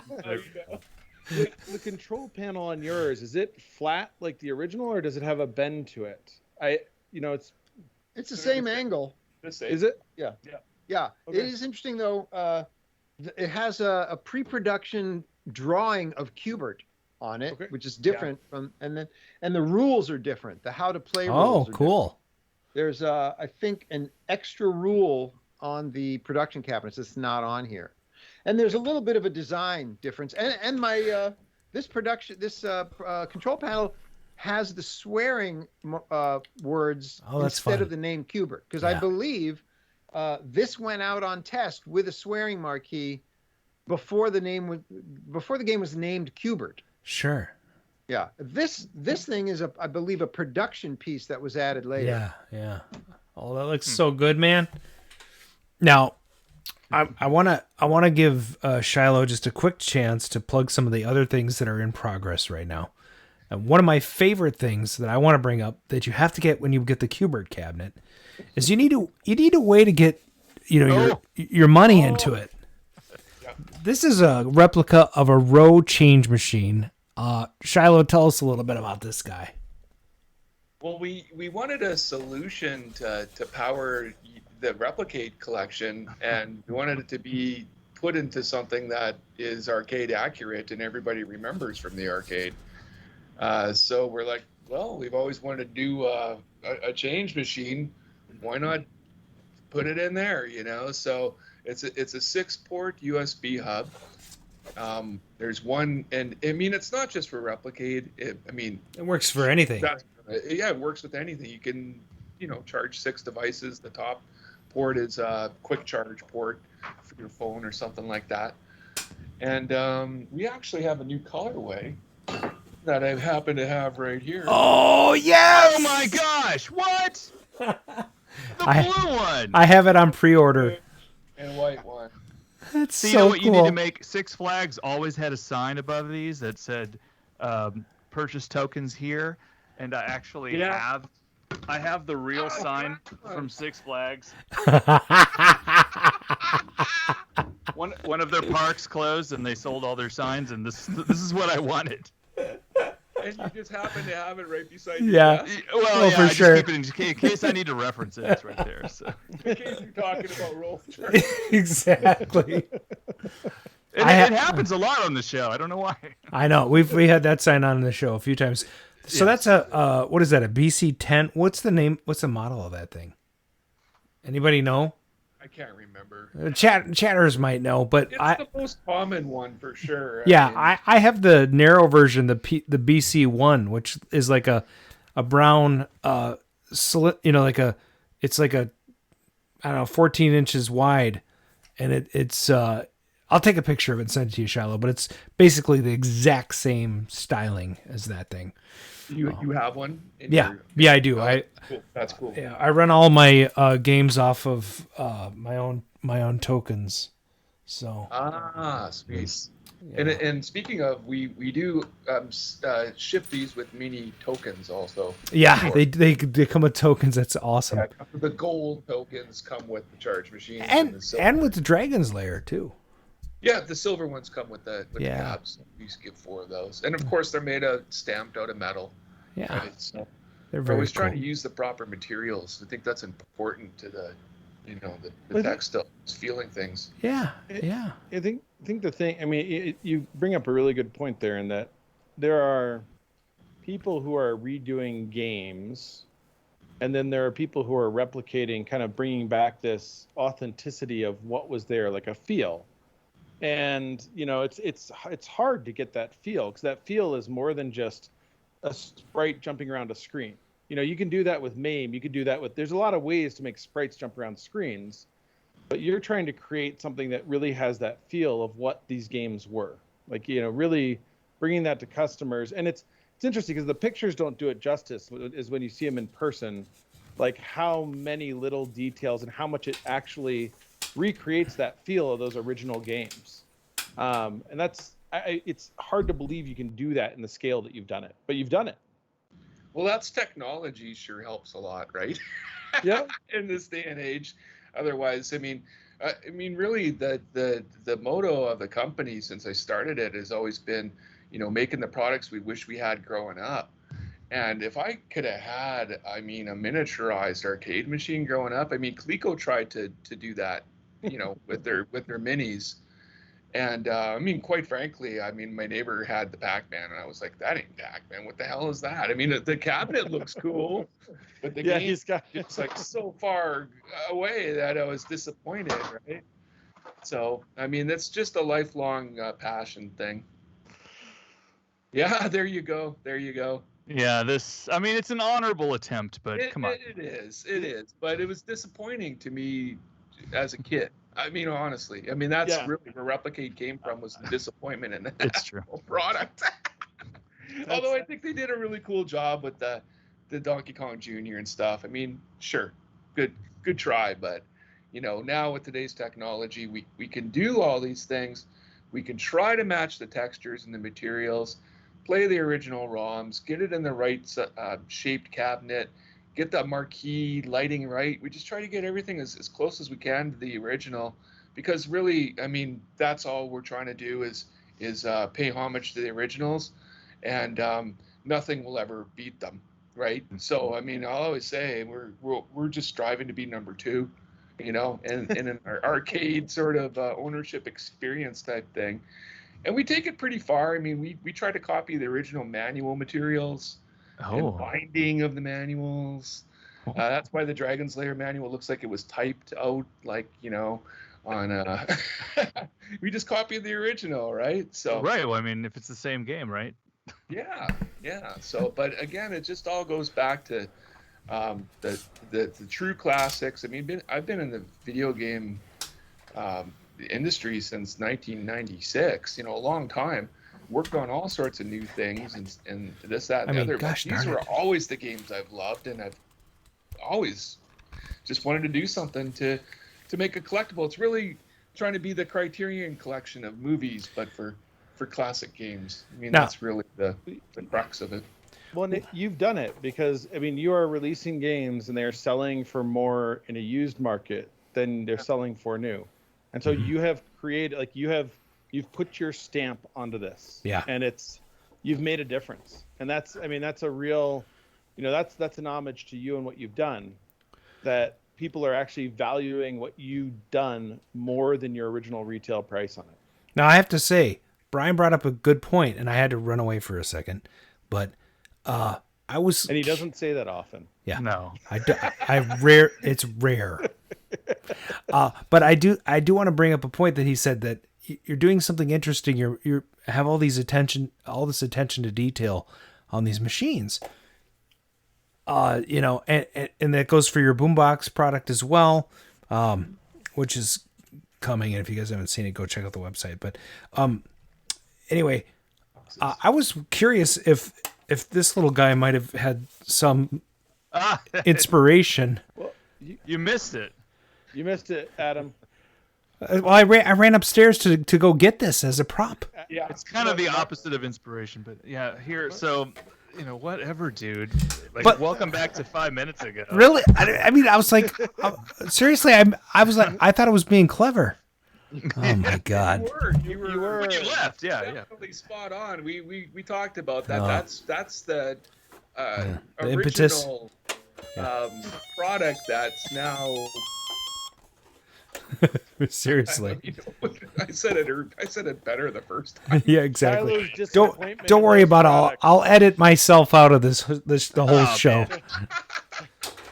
Shiloh's disappointment in those products motivated him. To create something better. Boy, I left at the wrong time. We were thinking the exact same thing, and I left. I'm like, I'm gonna go get this thing, and he's gonna be like talking about it. It's gonna be really cool.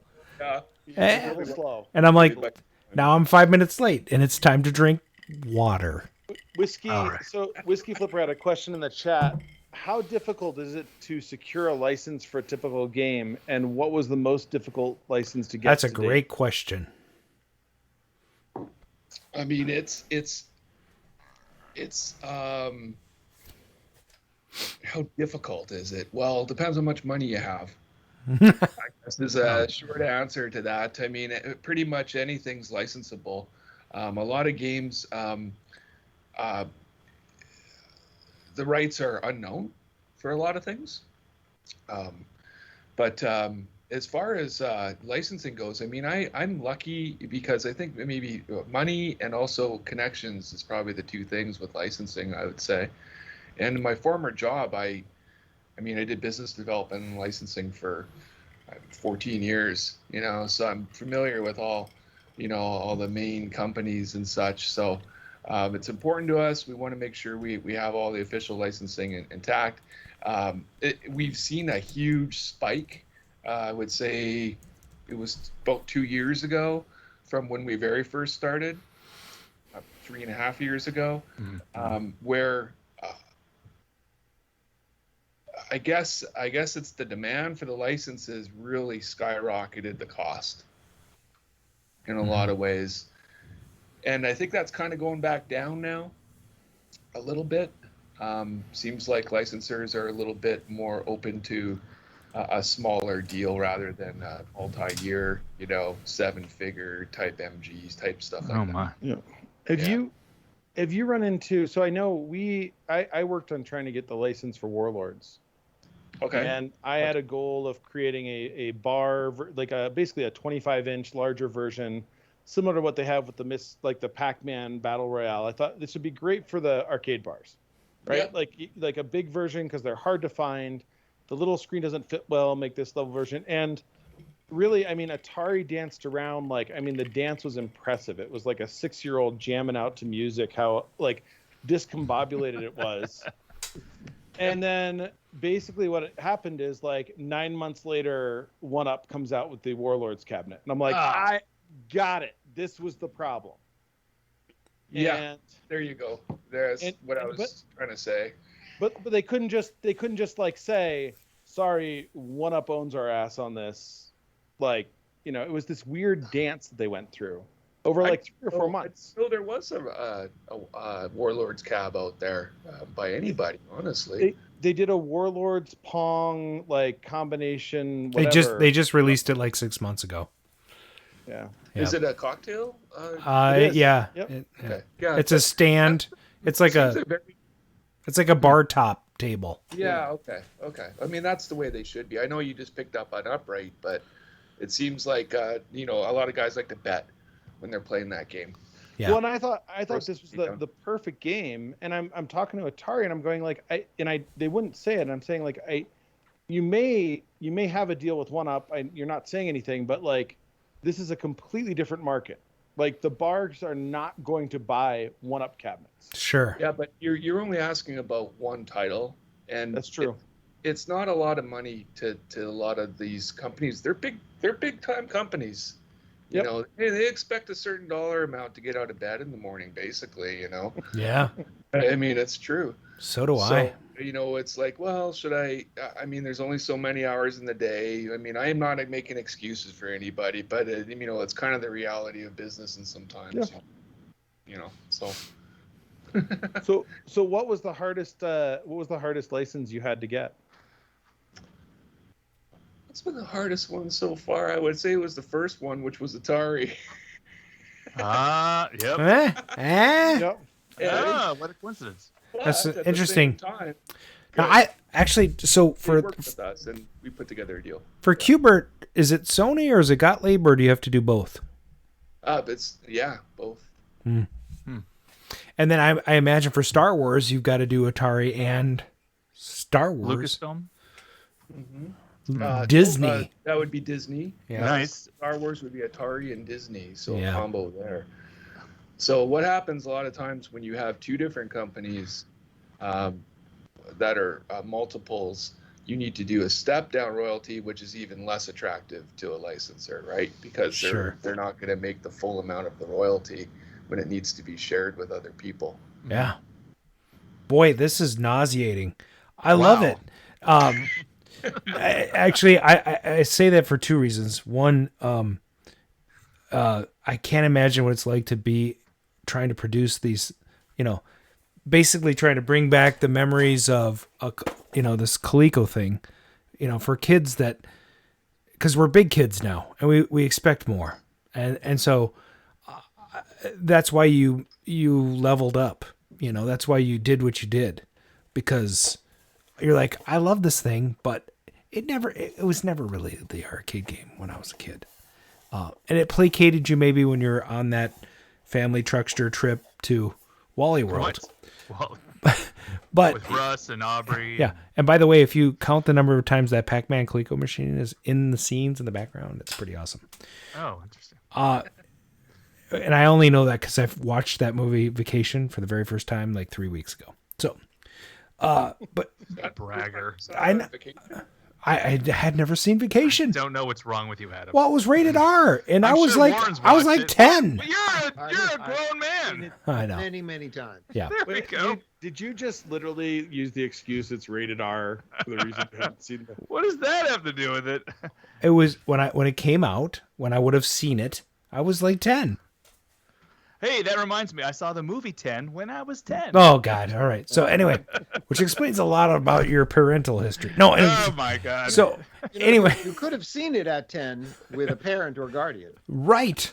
But my parents were like really ultra Christian. No, I don't know if is the right. They are ultra Christian. I see. Wow. Yeah. Okay. So, Warren, are there any games that you've Wait a minute, created? I wasn't done. I cut you off. Now I'm done. That you would like to see replicated. Yes. Yeah. Oh yeah, sure. Oh my God. What would be the number one? Exterminator. Of course.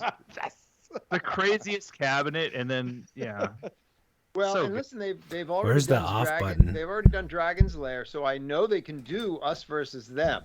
Oh my God. Oh yes. That would be cool. But I don't know about the controller, because you want something you can grab with your hands, right? And that'd be a tough one. But now I gotta say, if you, Shiloh, do you know what Exterminator is?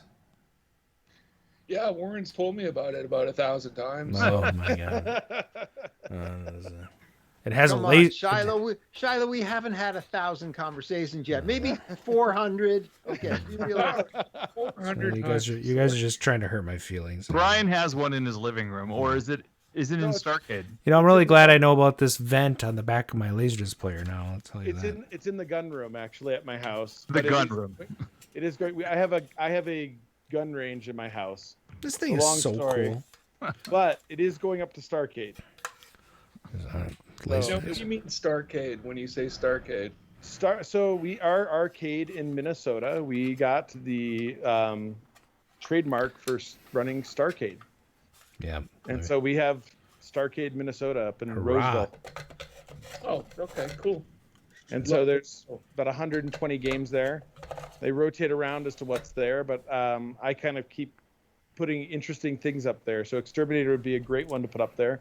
We had a tail gunner for a little while. What the hell's the matter with you people? Oh my God. Is there a Q-Bird Warren, up there right now? Warren, you even admitted that there's problems. The game's not playable. It's just not playable. There is not a Q-Bird up there right now, but I am going home in a week, and I have my Q-Bird cabinet needs to be sanded and painted. I have everything done. Everything is working. It just needs to be sanded, painted, assembled, and it's up there.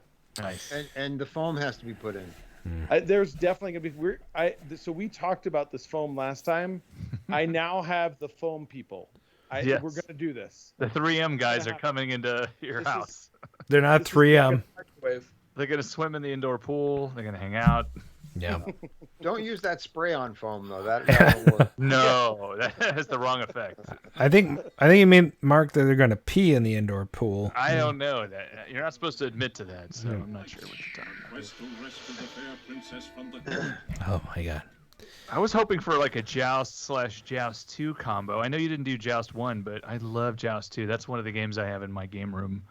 Joust. So. I think Joust would be a great game to replicate. Yeah.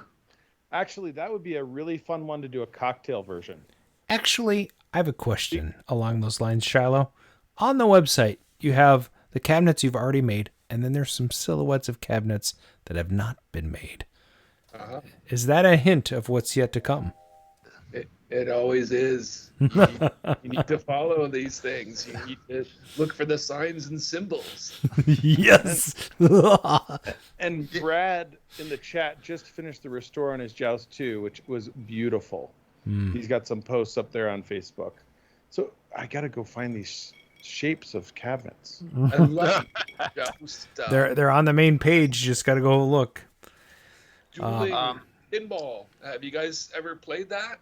Which one? Pinball with no back glass, and you actually play against somebody else. Oh. Yeah. Have you seen the Alvin G version of that? So there's a game called Soccer, and so Alvin G actually patented the flippers have little sensors on them, and so you don't just have to play. You can actually play against the computer or somebody else, and so the flippers and the other things will detect like when the ball's there, and it will actually. You can play against the computer. You don't have to have another person. Nice. That's cool. Well, I mean, NBA Fast Break, George Gomez's pinball, where you can connect two games together. Any ideas of games that you could play head-to-head? That would be kind of weird, right? That'd be fun. I died. Just have two replicates that you connect with a cable, and then you're playing head-to-head. Yeah, well. I think there used to be a thing called a link cable for Game Boys, if I'm not mistaken. That's right. Yep. There was. I'm trying to remember. M90 jukebox. I do have link cables for the Game Boys. See, we I got think off track. We're off be a track good one. now. Just put one joystick on each game, and then then they have to play side by side. They have to be linked. Problem solved. By the way, That's been funny. what do we got here? What is happening? This is the very first Dragon's Lair sample. Look at that. It has no scoreboard. No, but isn't that funny? That's pretty cool. And look how disjointed is it in the back. That's what's going on back there? Oh, there's a lot of stuff going on. That's really cool. Yeah, so I always keep the original prototypes. Warren, if you're nice to me, I might let you have the Q-Bird one. We'll see. Oh, wow, yeah. All right. The engineering nice. sample.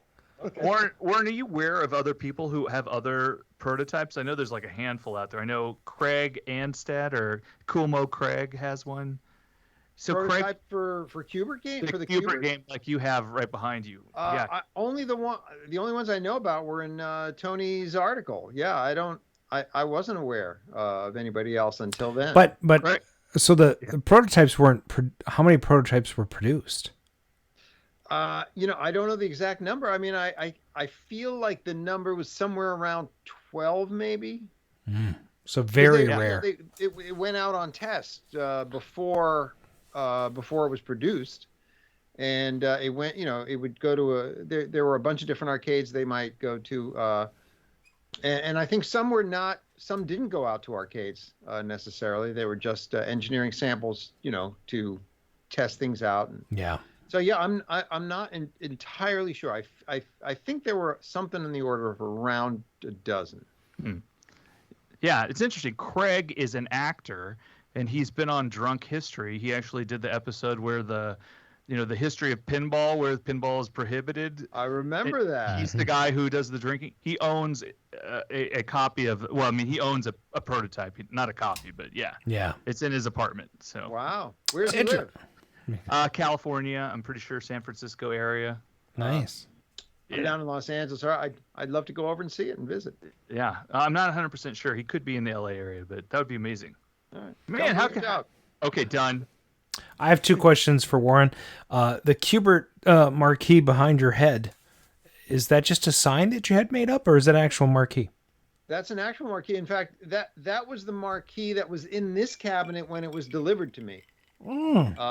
So I virtually immediately swapped it out for the swearing. Sure. This is one of the original swearing marquees. Yeah. That was created. They're at so Howie cool. Rubin's request, and there are not that many of those out there. But I happen to have one, and I said, I want to put that in my That's very my cool. personal Kubert at home. So I had this other marquee lying around.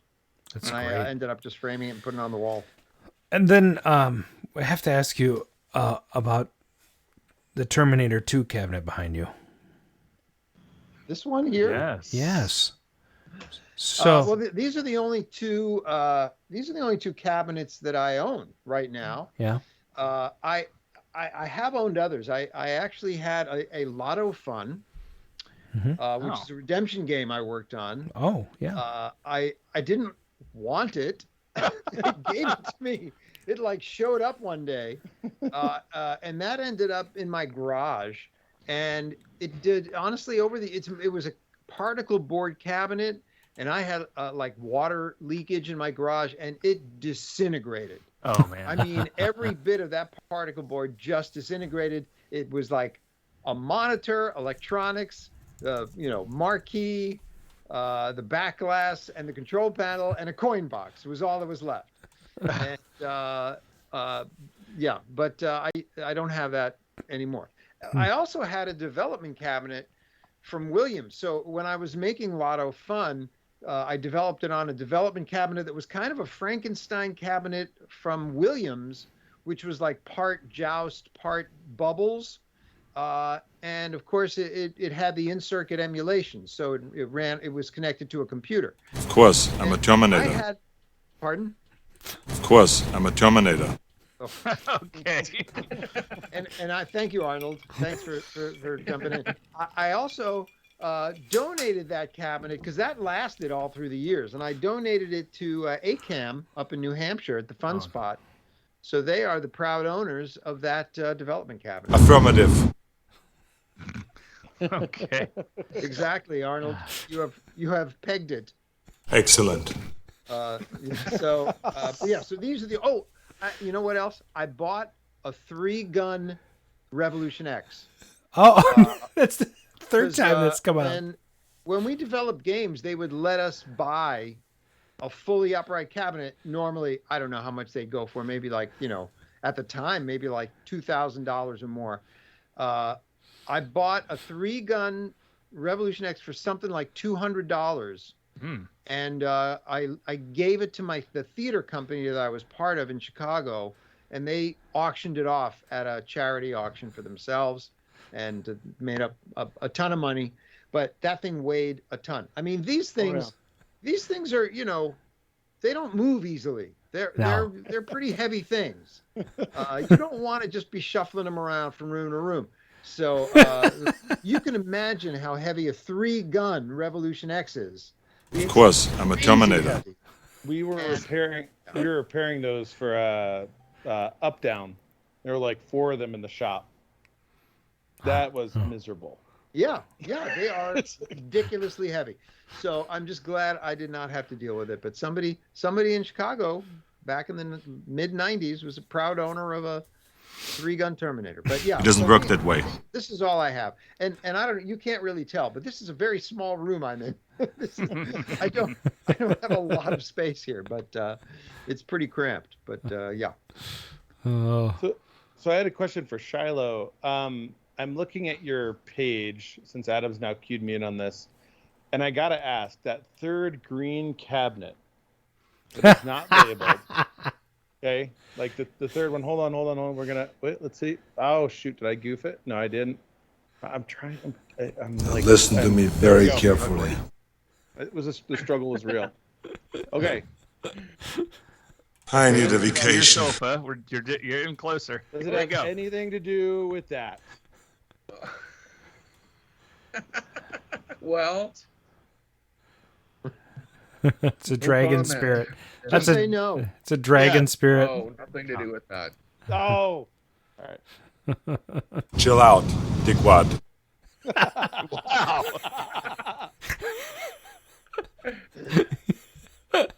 We'll let you know what that cabinet is in the mail. We'll send you a little mini arcade flyer, and then you'll figure it. Awesome. And I know from our conversation earlier, it's not what's behind me now. It's not. Excellent. Hey, I have a quick. To that. Go ahead. Go ahead. I was just going to say I need to learn about that game. I have no idea what it was. Okay, Get my down. question. Back to Warren. I know that you do acting on the side here. Oh yeah. So how has acting? I mean, you've only done a few things on the IMDb, but so during COVID, what's that been like? Yeah, I mean, it's been difficult for all actors during the pandemic. The SAG, the Actors Union, was working with producers to come up with an agreement for safe working conditions. They did that last year. Late in the year, they came to an agreement, and production started on TV and film again. So the things, I mean, I don't do a lot of TV and film. When I do some, short films maybe, and I mostly do theater. So I've been very busy doing play readings over Zoom. There's been a lot of that. People embraced Zoom as a medium to just get together and continue to explore. I also did a play in May on a stage for a theater company down in San Pedro. They actually built a stage in their parking lot. We rehearsed over Zoom, and then we had like 3 rehearsals in San Pedro, and then on the 4th night we performed on the stage, and it was recorded on video, and then they streamed it for audiences for like a month after that. So that was fantastic. I mean, just to be back on a stage and get to do a play, during the pandemic, because really, there was May, the pandemic was really over. So yeah, that was fun. That was nice. And now it's sort of just back to, little things coming up, little play readings and, auditioning and things like that. But yeah, same old, really. It's just, that's pretty much what actors do most of the time. That's awesome. Nice. I know one guy that's a showrunner for Star Trek Picard. I'm like, hey, I know this guy. And so if you could somehow put him in there and then mix in a Qbert thing, it'll be amazing. Sure. Come on. Yeah. Okay. It's funny. So I think when the movie Pixels was announced, yes, there was a breakdown for Qbert. They were looking for like a 4-foot 2-inch tall person. No. To be inside of a Qbert costume. I'm assuming for the live action shoot, and then they do replace with special effects. But I had my agent reach out, and I said, "Hey, I represent the guy who made the game. He's an actor. you want to throw him in there in a little part, and he said he never heard back from them. And I also once I reached out to Adam Goldberg, who did the Goldbergs, which was all just rooted in 80s kind of stuff, and I just reached out to say hello, and I saw that because he was involved in some other video game related documentaries or something, and I just reached out to say hi, but I never heard back from him either. Sure. He may not have ever gotten my message. I don't know. Right. I try to always return a message if people reach out to me. Yeah. I have to say, I don't always get it in a timely way.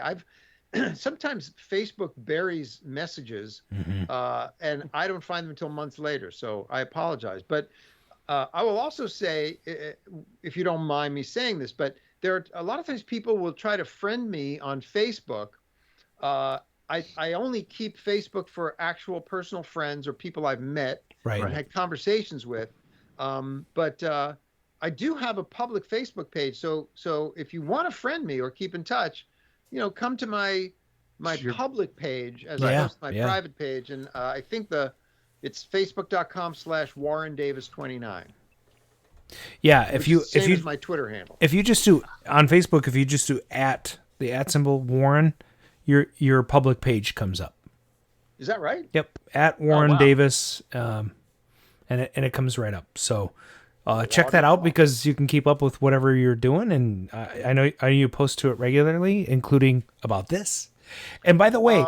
Yeah, I did post about this today, and I try to keep up. I'm not a huge social media guy, but I do try to keep up, and I try to let people know what's going on, what's happening. This is, I'm very excited about this and the Replicate product, and I've got my book, which we talked a little bit about my book, which was self-published. Yeah, but it has found a real publisher and is being republished this fall, and it has a revision coming, right? You're gonna yeah it's gonna be basically the same book, but the publisher has their ideas about how they want it marketed, and so it's we've been back and forth with both the text, the manuscript, and images and things like that, and it's going to be very, very similar. Some slight changes, some slight massaging to it, but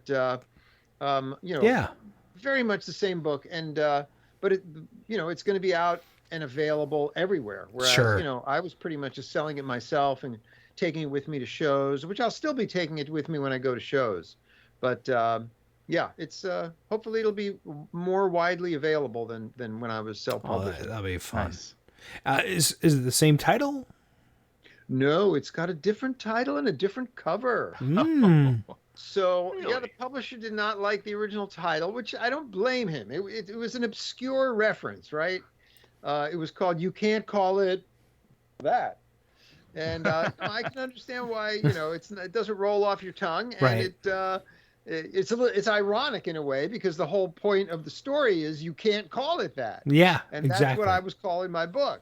Right. So I thought it was very funny, but the publisher who's trying to reach a mainstream audience did not think it was. So now it's called The Adventures of Q*bert, or you need to call it Q*bert or something like that. Yeah, it's called Creating Q*bert and Other Classic Video Arcade Games. Oh, very fun, very fun. A little on the money, but that's okay. It's okay. Don't judge a book by its cover. Yes, or its title. Or keywords. All right. Well, we've already kept you guys a little longer than we usually do, and I just want to give the chatters a little bit of time to finish up their questions. Do you, gentlemen, Mark, Brian, have any last minute questions for our guests? Something about. Well, let me read a couple. Something about Mary. Yeah, it's a hairspray. Anyway, the differences between we've kind of talked about that. Will the New Wave version have the mellow yellow version? No, unfortunately, we were unable to get that license. I see. Interesting. And then one other question: why so few of each game made? I would lend my wife out for a Dragon's Lair. Yep. Yeah.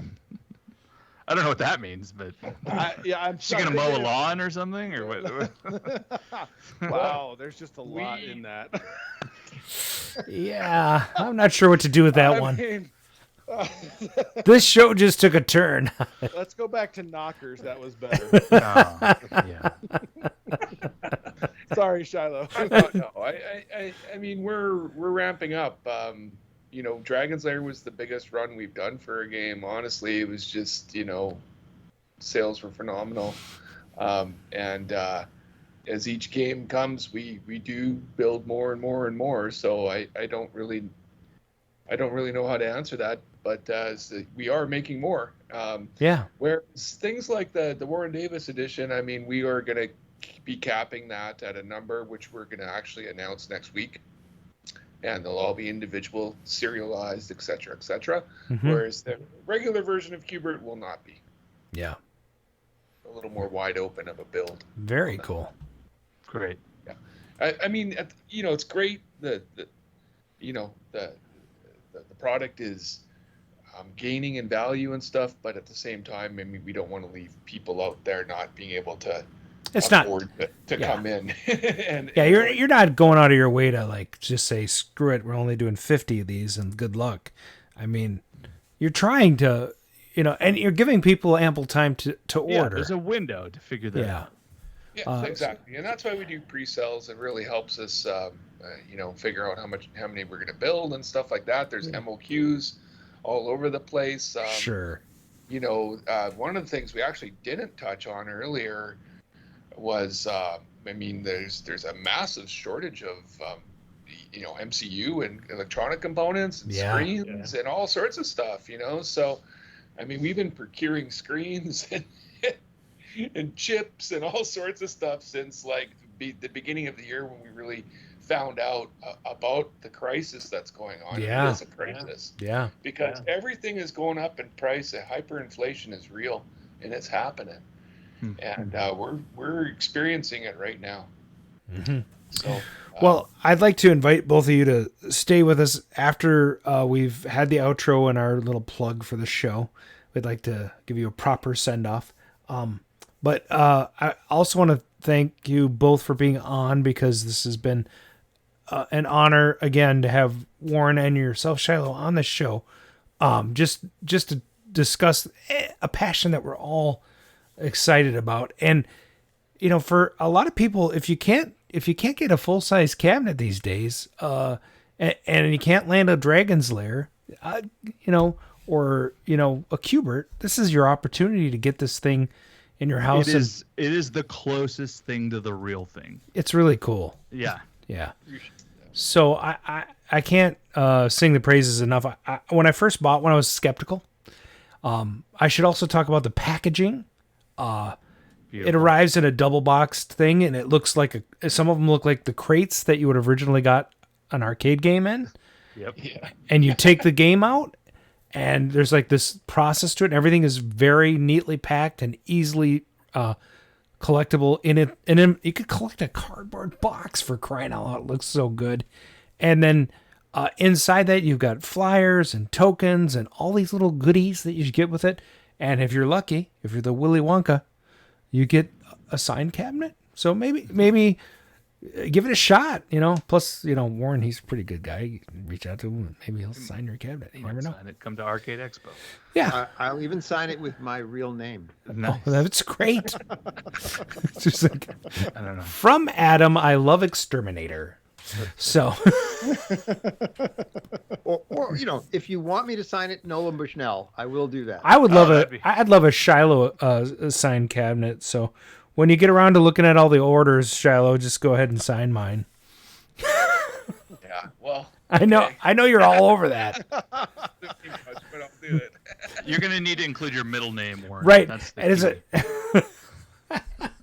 Yeah, thanks for mentioning the packaging. We take a lot of pride in it for a couple of reasons. One, to make sure it gets to everybody safely and without damage to the product, but also to the gift box packaging. Yeah. A lot of collectors, man, they want things pristine, 100%. I hate the fact that I can't throw away your packaging. drives me batty. I've got like all this new wave packaging. I'm like, I can't throw this away. I mean, like, it's our, we appreciate that because it's our shopping bag, right? It's it's beautiful. It's beautiful stuff. All right, we've got over. Okay, so hang with us, guys. And are you guys on the show notes? Are we ready to go? Some show notes here somewhere. Oh, I gotta looking. I'm there. That's why I make Adam the first guy to read the show notes. Working on it. Got it. Okay, so everybody. I'm on the show notes. I haven't been replaced. I put you back, Brian. Reload. You're in good shape. That's what I love about this show. We're so professional. Yes. We wrote the show yesterday. I'm actually going to play something different on the outro, something a little more, let's say, new wavy. Huh? Yeah, something a little bit along the lines. Whoa. That's it. Thanks for listening in. This has been the Double R's. That's Arcade Radio. Hey, guys, 2DCon is coming up in August. Check it out at 2dcon.net and join us. Or not.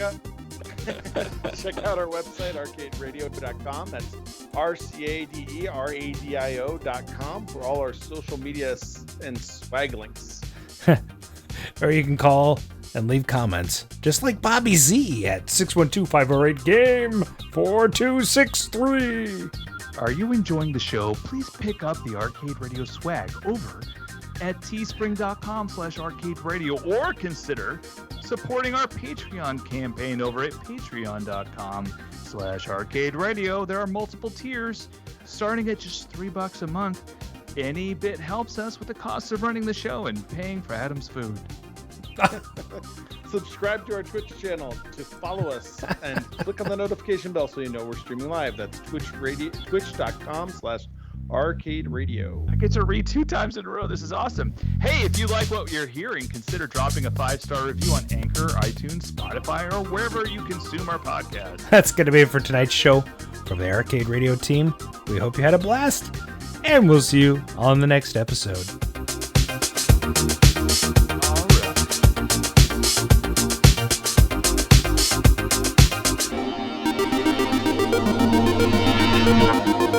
Cheers, mates.